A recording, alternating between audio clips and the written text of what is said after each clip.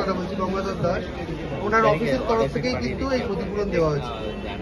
এবার সেটা মানে স্বেচ্ছায় দিয়েছেন, কারণ নির্দেশে দেননি। এবার সরকারি ক্ষতিপূরণের সাথে আমার মনে হয় কোনো সম্পর্ক আছে, এটা সম্পূর্ণটাই উনি দিচ্ছেন। সরকার হয়তো তার মতন ক্ষতিপূরণ দেবেন, সেটা সরকারের বিষয়, সরকারি ডিসিশনের বিষয়।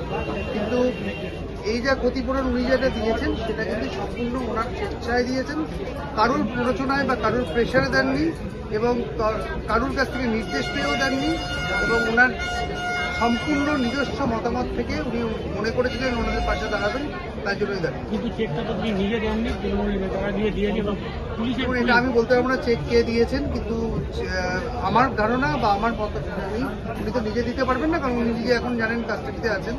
ওনার কোনো ডেপুটেড মানুষ দিতে পারেন, তিনি কোন পার্টি করেন সেটা বিষয় না, বিষয়টা সব থেকে ইম্পর্টেন্ট হচ্ছে যে চেকগুলো ওই মানুষগুলোর পাওয়া আমার মনে হয় ওনাদের হাতেই হস্তান্তর হচ্ছে।